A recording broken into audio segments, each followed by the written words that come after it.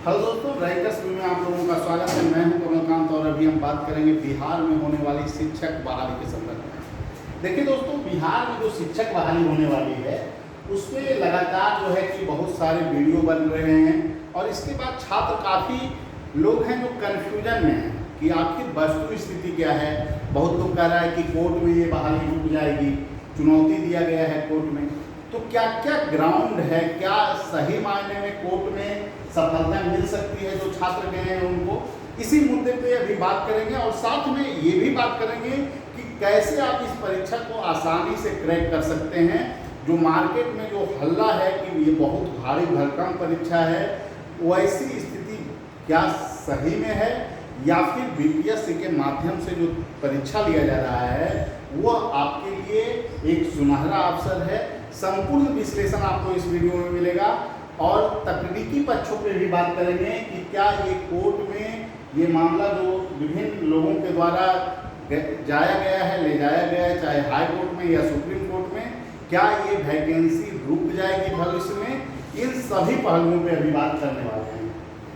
देखिए दोस्तों, सबसे पहली तो बात ये है कि क्वालिफाइंग नेचर का आपको जो भाषा का जो पेपर है वो बिल्कुल क्वालिफाइंग नेचर का है और इसमें सबसे बड़ी बात है निगेटिव मार्किंग नहीं। जब निगेटिव मार्किंग नहीं है, 100 क्वेश्चन है, उसमें हिंदी का भी सवाल रहेगा, इंग्लिश का भी सवाल रहेगा 25 क्वेश्चन और 75 हिंदी, बंगाली, उर्दू।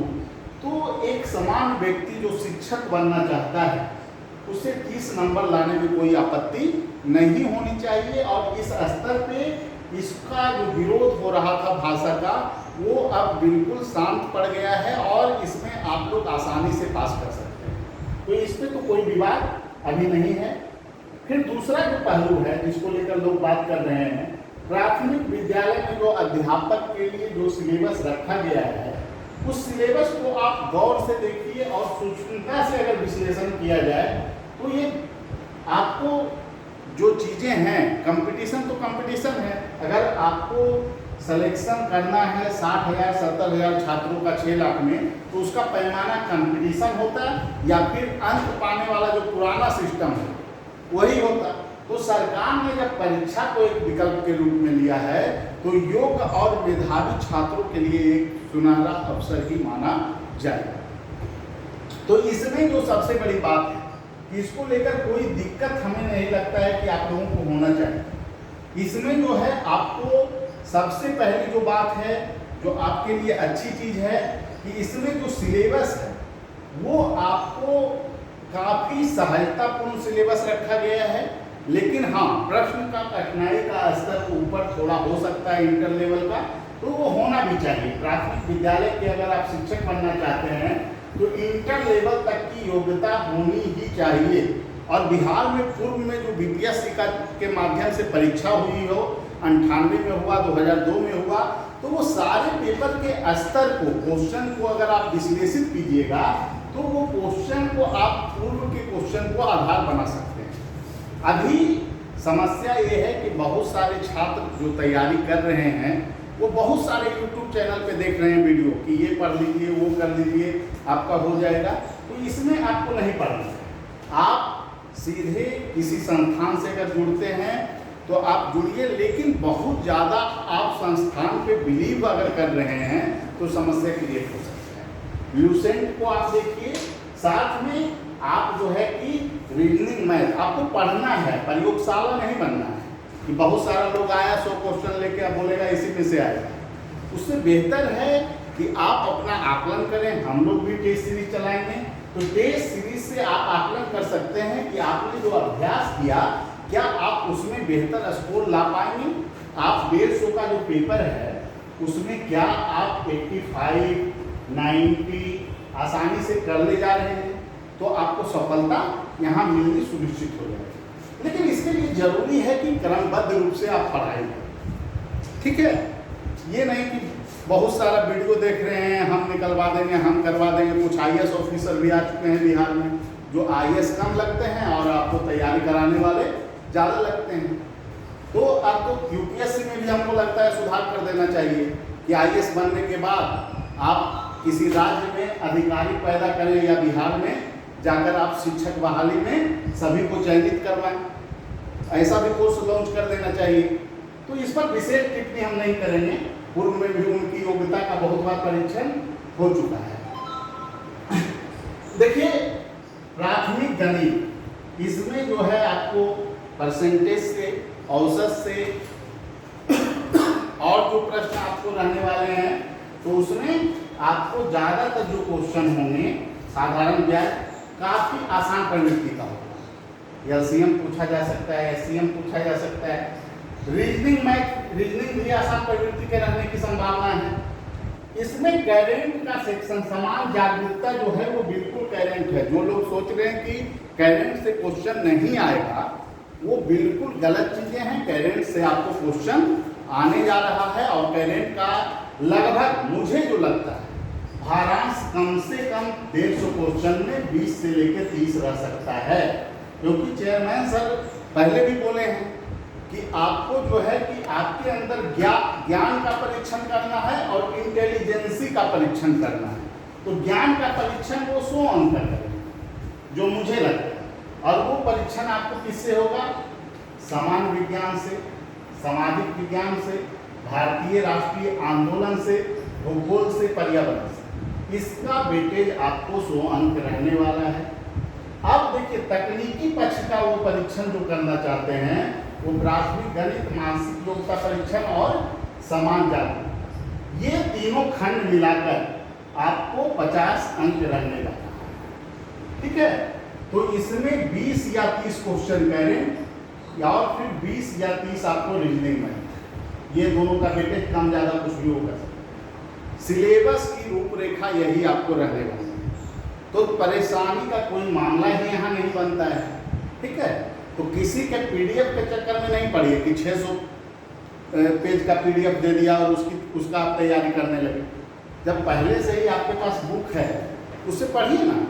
और बाकी हम लोग से अगर आप जुड़िएगा तो उसमें भी हम लोग तैयारी करवाएंगे, टेस्ट सीरीज भी रहेगा और कुछ मैटर भी अलग से हम लोग प्रोवाइड करवाएंगे। अब आगे बात करते हैं। देखिए ये जो खंड है, जो आपको 9th 10th वालों के लिए, इस खंड में जो है आपको 100 अंक जो है वो आपको किसके लिए है? विषय के लिए। और 50 जो अंक हैं वो आपको है समान अध्ययन, जो बोलते हैं चेयरमैन सर कि अवेयरनेस, इसके अंतर्गत हम जाते हैं। तो इसमें कितना है? 50, यानी कि 50 अंक में आपको क्या रहने वाला है? वो सारा पार्ट, जो 150 वाला जो पार्ट आप देखे थे, वो सारा अब इसमें आ रहा है 50 में। तो इसमें आपको क्या रहेगा?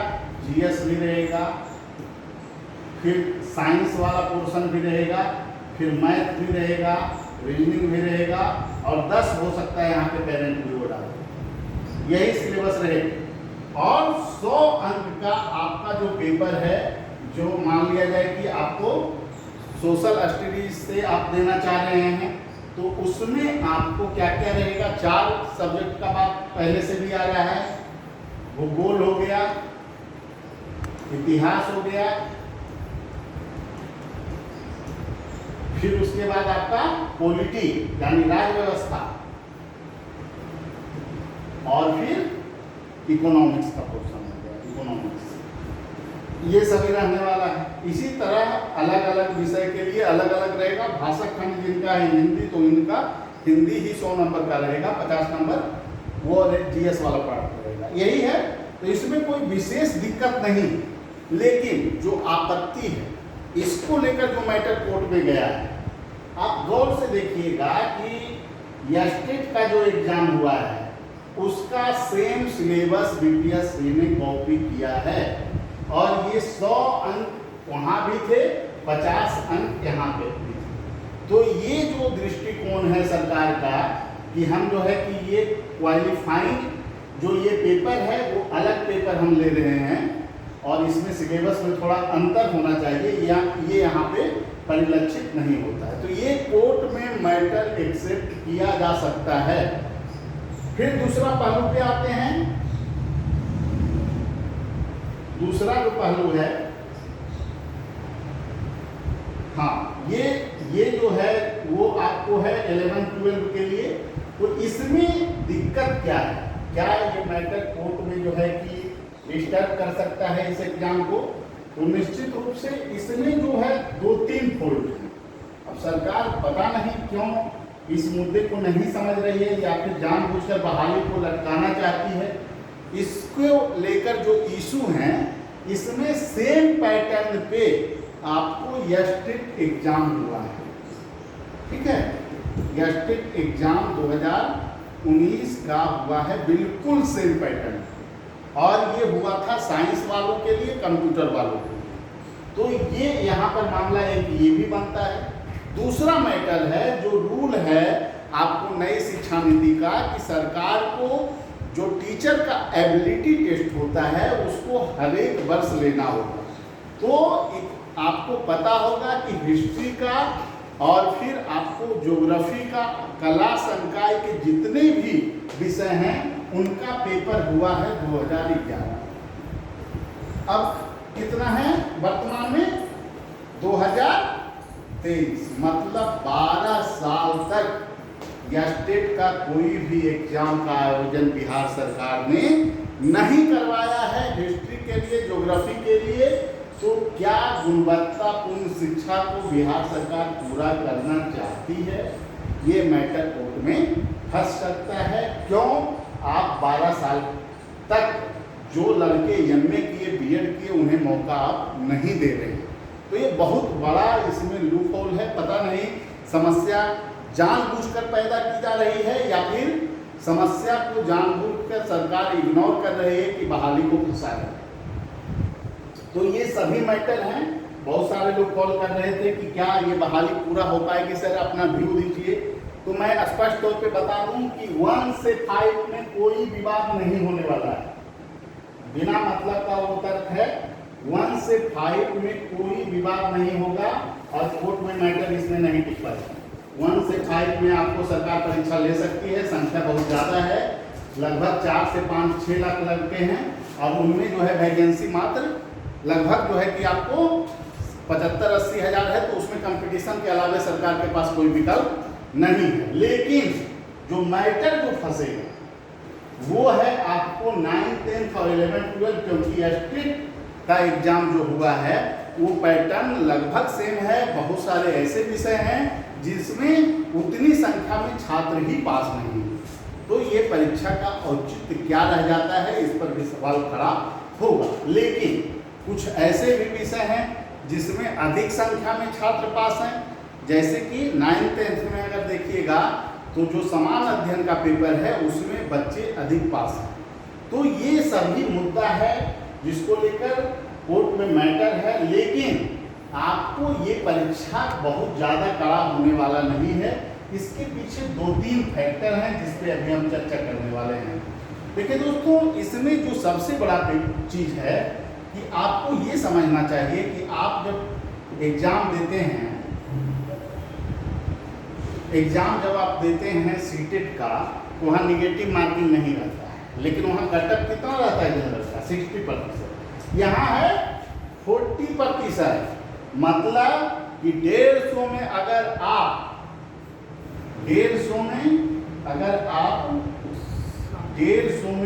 आप 60 ले आते हैं तो आप क्वालिफाई, ठीक है। तो यहाँ समस्या तो नहीं होने वाली है जनरल को बहुत ज़्यादा, लेकिन निगेटिव कर दिया गया है। तो पढ़े लिखे हैं तो 60 लाने में क्या दिक्कत है? आप बच्चों को पढ़ाने के लिए जा रहे हैं ना भविष्य में। ऐसा तो नहीं है कि आपसे जो है कि कृषि का कोर्स करवाया जाएगा, अन्य पशुपालन वाला चीज़ लिया जाएगा, सेवा लिया जाएगा। हर चीज़ में इंटेलिजेंसी। तो 150 में 60 से आप क्यों डर रहे हैं? हाँ, सरकार की पॉलिसी गलत है, सरकार बहाली को फंसाना चाहती है, सरकार गलत तरीके से कार्य करना चाहती है। ये सभी बातों पर हम एग्री हैं, लेकिन इसको लेकर परेशान होना और बहुत सारे लोग आए हैं कि इस तरह से तैयारी कीजिए, ऐसे कुछ भी चीज़ नहीं होने वाला है। जो मेहनत करेगा, अभी से पढ़ेगा, वही पास करेगा, ये सच्चाई है, ठीक है। और कोई यूट्यूब पे आकर ये आपको समझा दे रहा है कि ये ऐसे सहूलियत होगा, ये होगा, तो ये सब चक्कर में आप मत पड़िए। भविष्य को क्या बनाएंगे और क्या कर रहे थे बीपीएससी में सबको पता है। अब इसमें आइए पिछड़ा वर्ग के लिए, 36.5, फिर इसमें 36.5 है और इसमें आपको पिछड़ा वर्ग के लिए कितना है 34%। तो इन लोगों का अंक और कम रहेगा। आप गर्ल्स का देखिए 32, इसमें जो है एससी के लिए, एसटी के लिए, महिला के लिए और जो निःशक्त है 32 मतलब समझ रहे हैं 32 और प्लस 16 यानी 48। 150 में जो 48 नहीं ला पा रहा है वो बच्चों को क्या शिक्षा देगा, यह भी एक सवाल है। तो इसलिए शिक्षक भर्ती में जो नियम है उसमें बहुत ज़्यादा कमी नहीं, लेकिन सरकार की मानसिकता जो है वो बहाली की नहीं है, कोर्ट में मैटर को फंसाना चाहती है। इन सारी बिंदुओं पर हम आपसे एग्री हैं, क्योंकि सरकार जो है देखिए सबसे बड़ी चीज़ ये है कि अगर ये करना ही था तो स्टेट का जब आप पेपर आयोजित कर रहे थे उस समय ही चीज़ें स्पष्ट होनी चाहिए थी। उस समय भी आप इतना दिन आप रोके रहे मामला को 2019 का पेपर, और उसमें भी कला संकाय का आपने पेपर नहीं लिया। जब आपको यही पेपर लेना था तो इतिहास के, ज्योग्राफी के या फिर अन्य विषय के जो छात्र हैं उनके लिए पेपर आपने क्यों आयोजित नहीं किया? और अगर आपने आयोजित नहीं किया है तो क्या भविष्य में अगर ये मामला कोर्ट में फंस जाएगा तो पूरा नियमावली जब रुकेगी तो शिक्षक बहाली क्या भविष्य में हो पाएगा पूरा? इस पर भी एक बहुत बड़ा प्रश्न खड़ा हो जाता है। तो बिल्कुल जो आप लोग सोच रहे हैं वो सारा व्यू हम स्पष्ट कर चुके हैं कि क्या क्या इसमें हो सकता है, क्या नहीं हो सकता है। तो इसलिए दोस्तों आप लोग अगर शिक्षक बनना चाहते हैं तो अभी से पढ़ाई वाला काम शुरू कर दीजिए, ठीक है? पढ़ाई शुरू कीजिए अच्छे ढंग से। निश्चित रूप से चेयरमैन सर काफ़ी अच्छे हैं, समय समय पे आपको ब्रीफ खुद करते हैं, किसी को अन्य लोगों के आपको सलाह लेने की आवश्यकता नहीं है। पूर्व एजुकेशन डायरेक्टर या अन्य लोगों की बातें जो आप बार बार सुनते हैं, तो उसके चेयरमैन सर जब खुद आ रहे हैं, खुद बता रहे हैं, तो सुनने का क्या मतलब है, ठीक है? तो ज़्यादा आपको इन सभी चीज़ों में नहीं पढ़ना है, आपको अपनी तैयारी करना है। यही प्रारूप है टोटल, और इसमें दो चीज़ और आपको बता देते हैं। अभी से आप लोग तैयारी कीजिए, लेकिन टेस्ट सीरीज से आप जरूर जुड़िए। खुद का आकलन आप अगर कीजिएगा तब आपके सफलता के चांस ज़्यादा रहेंगे। परीक्षा तय समय पे होगी, इसमें कोई दो मत नहीं है। कोर्ट भी होगा तब पर भी परीक्षा चेयरमैन सर लेने जा रहे हैं अगस्त में किसी कीमत पे, और वो डेट भी हम आपको बता देते हैं। चेयरमैन सर ऊपर का डेट नहीं लेते हैं, जो डेट लेते हैं वो नीचे का लेते हैं। वो 15 अगस्त के बाद बोले हैं, तो ये डेट आपको 15 से 20 के बीच में ही कोई डेट रहने वाला है, ठीक है? वो अंतिम जो बोल रहे हैं वो अंतिम ना रहेगा। ये 15 से 20 में कोई एक डेट को ये चुनने वाले हैं, और कंटिन्यू 4 दिन एग्जाम होगा। 4 दिन एग्जाम होगा। पहला दिन आपका इंग्लिश हिंदी क्वालिफाइंग, उसके बाद ज़्यादा भीड़ वाला एग्जाम को पहले छाटेंगे वो। तो ज़्यादा भीड़ वाला एग्जाम कौन है? 1 से 5। उसके बाद 9th 10th 11th 12, 4 दिन में पूरा प्रक्रिया समाप्त। तो अभी से तैयारी में लगिए, तभी आपका सिलेक्शन होगा। ठीक है दोस्तों, फिर अगले वीडियो में मिलेंगे। Thank you.